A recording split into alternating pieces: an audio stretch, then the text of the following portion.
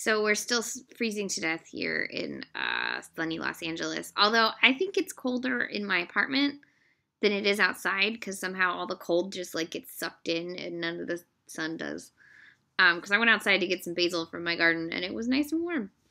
But my apartment is freezing. So anyways, tonight I watched movie number 4, which was Lynn Shelton's Your Sister's Sister. I saw one of her movies for the first time last year, the Keira Knightley, Sam Rockwell film Laggies, which I really, really enjoyed. I didn't know anything about. I mean, I was aware of her without having seen any of her films.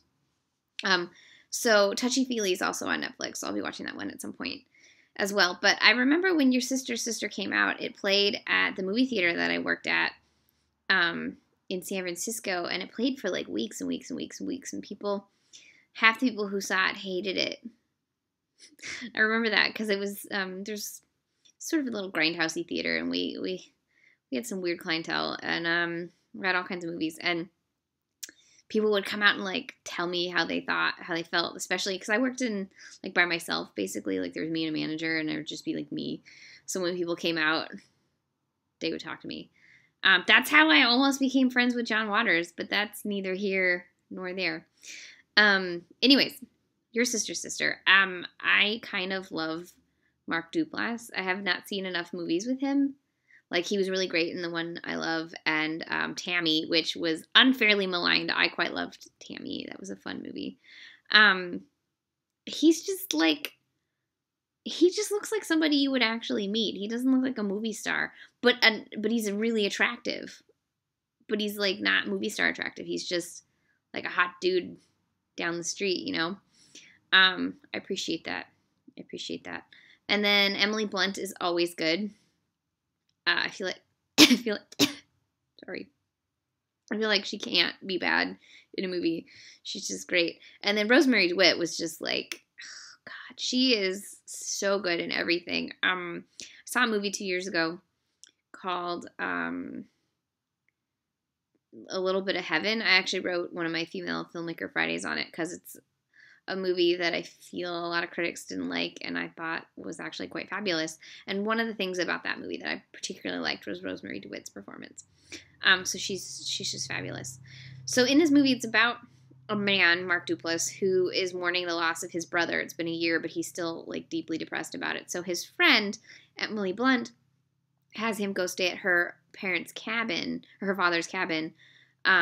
He's supposed to be alone and sort of dealing with his life. But unbeknownst to her, her sister, Rosemarie DeWitt, was already at the cabin. So Mark Duplass and Rosemarie DeWitt get drunk and shenanigans happen, even though Rosemarie DeWitt is a lesbian. And it makes sense. It really does. Like sometimes,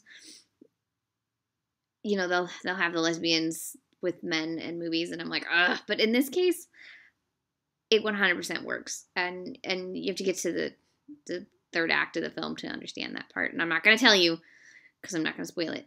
But then the next morning, Emily Blunt magically shows up, and then everything's awkward, and so it's all about like the interconnectivity of these three people and the intricate ways in which their friendships and relationships with each other work, and because secretly Emily Blunt is also in love with Mark Duplass, so it adds.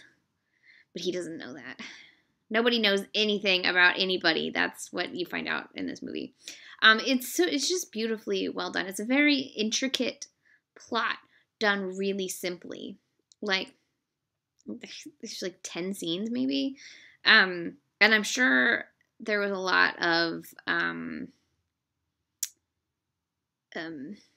ad-libbing amongst them. It kind of felt that way, but not as in like bad. It just felt like they were so natural with each other in the dialogue that the actors must have done some workshopping. And several of the actors are listed in the credits as creative consultants, which I think means what I just said. And they all had great chemistry together. And the cinematography, which was done, I know Lynn Shelton works with local Seattle crews, because when I saw Laggies, she talks about that. It was shot by Benjamin Kazulk or Kazulki, I'm not sure. And there's some really beautiful. It all takes place on this island, I guess, in Puget Sound, and I'm assuming, and so there's just beautiful. There's a lot of beautiful landscapes throughout the film. That I always love to see beautiful landscapes in films. What else? So I clearly need to watch more Lynn Shelton. I quite enjoy her films and her characters and how real everybody feels.